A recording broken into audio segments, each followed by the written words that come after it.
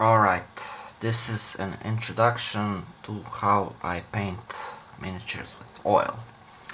First thing you need to do is you need to prime your miniature and do like a zenithal highlight with it. You don't have to use airbrush like I did, you can just use cans or even dry brush it if you want to or need to. This is because oils, even the most opaque ones, take into account what color is beneath them.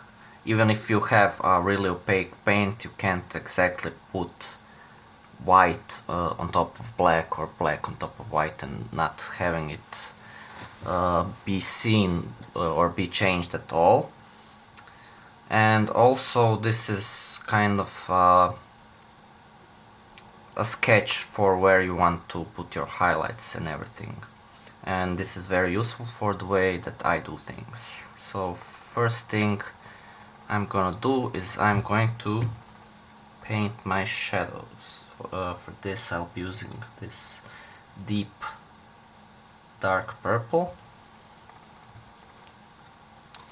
Let's find a good spot. Yeah, like this part here. Let's start with this. This is like shadowy, so we'll put some here.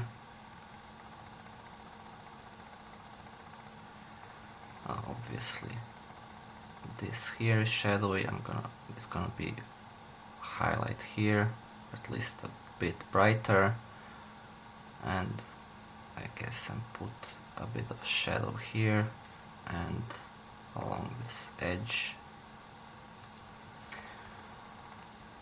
Right, and then you continue sketching.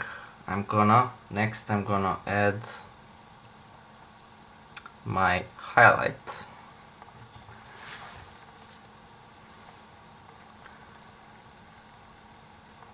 My highlight is gonna be, let's see where we think it's gonna be the brightest. Let's just put it in the middle, like here. And I'm not gonna have any of the highlight color here, and so for the rest of the area it's just gonna be red.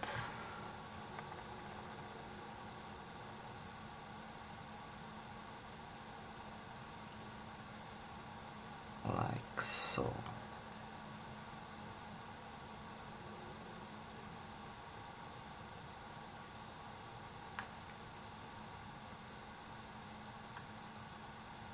I think I'm actually gonna go back and add a bit of a shadow along this line here.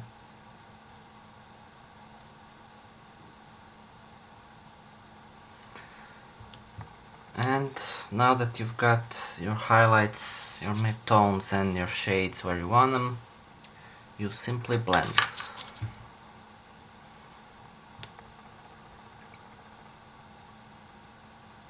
Find a brush size that you like and the shape, and you just blend it.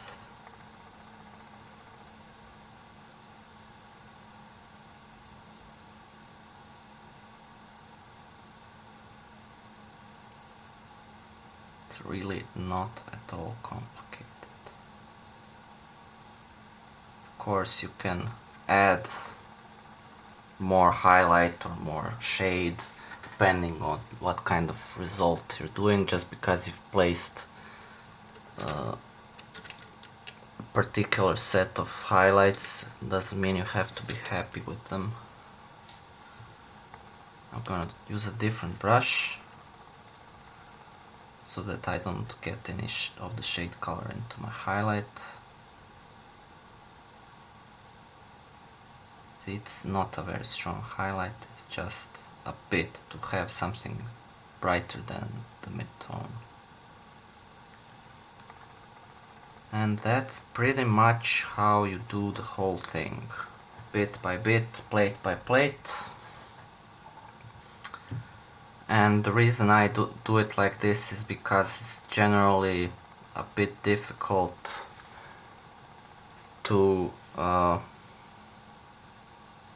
overpower an oil paint once it's somewhere. So the guiding principle of the way I do things is if you don't want a color somewhere, you don't put it there. You avoid this problem altogether. So what you're basically doing is you're just sketching. You know, you sometimes see how people paint with acrylics. They start with like the large strokes with no blending at all, where you do layer by layer and sort of make a guideline as to how you want your model to look like, and then they use all sorts of ways to actually blend what they've sketched. And it's the same way you do things here, only here actually blending the thing is trivial. You don't have to pull out an airbrush or do glazes, you simply take out a brush and start blending. And that's pretty much how you do the whole model. I'm gonna paint a bit more so you can see how it looks like, and that's it.